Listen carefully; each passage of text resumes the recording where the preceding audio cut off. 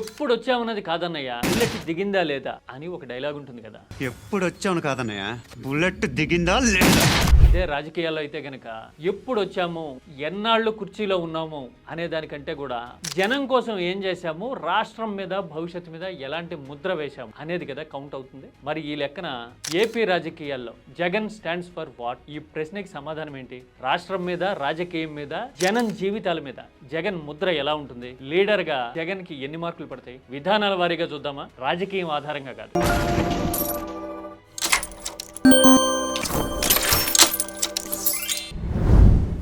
AP ప్రత్యేక రాష్ట్రంగా భవిష్యత్తు కోసం పోరాటం చేయడం మొదలుపెట్టి పుష్కర కాలం అవుతుంది కదా. ఇప్పటి వరకు 3 జమానాలను చూసాం, 3వ జమానా నడుస్తుంది కదా ఇప్పుడు. మరి ఈ 12 ఏళ్లలో ఎవరి టెన్యూర్లో ఎక్కువ మార్పులు వచ్చాయి?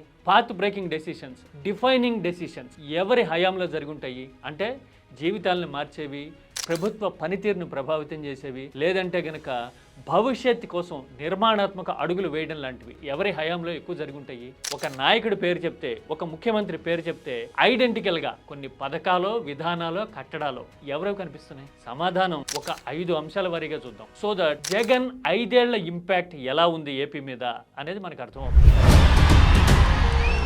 ఆ 5లో మొదటిది పరిపాలన. మహానగరం కావాలి, నగర నిర్మాణం కోసం శక్తియుక్తులన్నీ ధారపోయాలి అని 5 లక్షల కోట్లు అవసరం అనే ప్రచారంతో మొదలుపెట్టి ఆ లెక్కని 15-20 లక్షల కోట్ల వరకు తీసుకెళ్లి ప్రచారం చేసుకుంటూ ప్రపంచవ్యాప్త మోడళ్లని గ్రాఫిక్స్ రూపంలో చూపిస్తూ 5 ఏళ్ల కాలం గడిచిన తర్వాత అధికారంలోకి వచ్చాడు కదా జగన్ 2019లో. జగన్మోహన్ రెడ్డి అనే నేను పరిపాలనని రూరల్ సెంట్రిక్ గా, గ్రామీణం ఆధారంగా, గ్రామీణ ప్రజలకు ఉపయోగపడేలాగా తీర్చిదిద్దాలి, గ్రామాల వైపుకి పరిపాలన మళ్లించాలి అనే ఆలోచన చేయడం జగన్ టెన్యూర్ లో కనపడుతుంది కదా. గ్రామ సచివాలయాలు గాని, వ్యవసాయాన్ని ఉత్తేజితం చేసే ఆర్బీకే లాంటి విధానాలు గాని, ఆరోగ్య కేంద్రాల ఏర్పాటు గాని, ఇలాంటివన్నీ రూరల్ రిజనవేషన్ అనే డెసిషన్ దిశగా పడిన అడుగులే కదా. ఎందుకంటే ఏపీలో 65% జనాభా గ్రామాల్లో ఉన్నారు. కోస్తా జిల్లాల్లో అయితే ఇప్పటికే వలసలతో పలచబడిపోతున్నాయి ఊళ్ళన్నీ. మిగిలిపోతున్న వాళ్ళు పేదలు, దిగువ మధ్య తరగతే.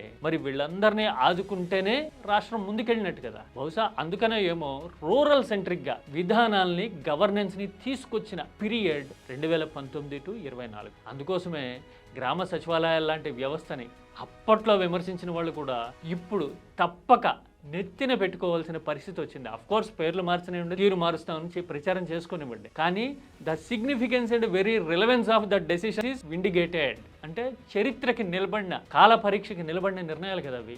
ఇది పరిపాలనకు సంబంధించి ఒక ప్రధాన ఘట్టం అనుకుంటే, రెండోది పథకాలైనా, వెల్ఫేర్ అయినా, సామాజిక సమతూకమైన. చాలా మంది అప్పులు తెచ్చి పంచిపెట్టారు అని నిన్నమొన్నటి వరకు మాట్లాడుతుండేవాళ్ళు. కానీ ఈ మధ్యన కనిపిస్తున్న 2,60,000, 2,70,000 కోట్ల అప్పులు దెబ్బకి ఆ సౌండ్ తగ్గింది ఇప్పటికన్నా. నిజానికి వెల్ఫేర్ స్కీమ్స్ పంచిపెట్టడమో, బటన్ నొక్కటమో, పేరేదైనా పెట్టుకోండి, వాటి వెనక ఒక సోషల్ ఈక్వేషన్ ఉన్నట్టు మనకి ఆ పథకాలన్నింటినీ స్టడీ చేస్తే మనకు అర్థమవుతుందేమో. మరీ ముఖ్యంగా అందులో 60-70% పథకాలు వృత్తుల వారీగా ఆర్థికంగా వెనకబడిన వర్గాలకి ఆసరాగా ఇచ్చేవే ఉంటాయి. చూడండి, మత్స్యకారుల దగ్గర నుంచి ఆటో డ్రైవర్ల వరకు. అప్పటి వరకు ఎవరు చేయని ఆలోచన, లేదంటే కనుక వాళ్ళ జేబులో డబ్బులు పెట్టాలి అనే ప్రయత్నము అంతకు ముందు ఉండేది కాదు. అప్పుడు రావడం వెనక కారణాలు కరోనా ఒక్కటే కాదు, ఆర్థికంగా కరోనా అని ఎదురు చూస్తున్న ఆ వర్గాల ఎదురుచూపులే దీనికి కారణం. అందుకోసమే ఏపీ పర్ క్యాపిటల్ ఇన్కమ్, తలసరి ఆదాయం రికార్డు స్థాయిలో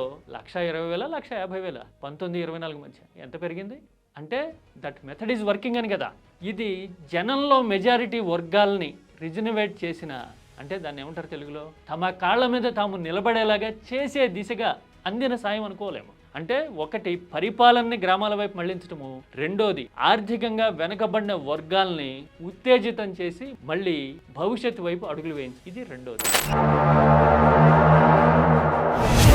ఇక మిగతా 3 అంశాలు రాజకీయాలకు సంబంధించినవే ఉంటాయి. ఖచ్చితంగా ఒక రాజకీయ నాయకుడి గురించి మాట్లాడేటప్పుడు పొలిటికల్ యాంగిల్ ఖచ్చితంగా ఉంటుంది కదా.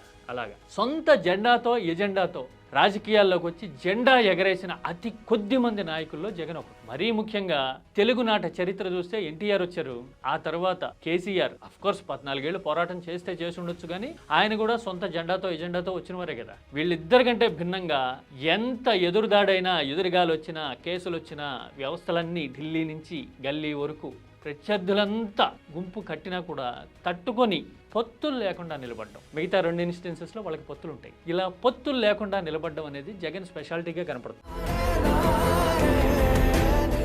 ఇక 4వది పొత్తులే.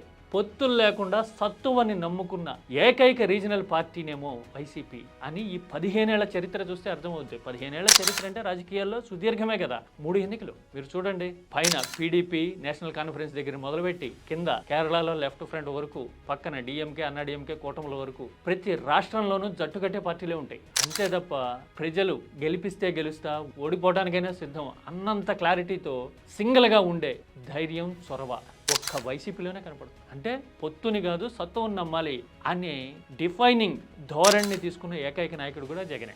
ఆ తర్వాత ఇంకొక పెక్యులారిటీ జగన్కి అడ్వాంటేజ్ అవుతున్న సందర్భం, నాటి నెగిటివ్ ప్రచారమే ఇప్పుడు అడ్వాంటేజ్ అయ్యి జగన్ని బలపరుస్తున్నట్టు సిచ్యువేషన్. అవునా, ఇదేంటి పెక్యులర్గా ఉందంటారా? అంతే కదా. జగన్ టైంలో ఏం జరిగింది అంటే టీడీపీ మీడియా మొత్తం విధ్వంసం అని పెద్ద పెద్ద అక్షరాలతో రాసేది కదా.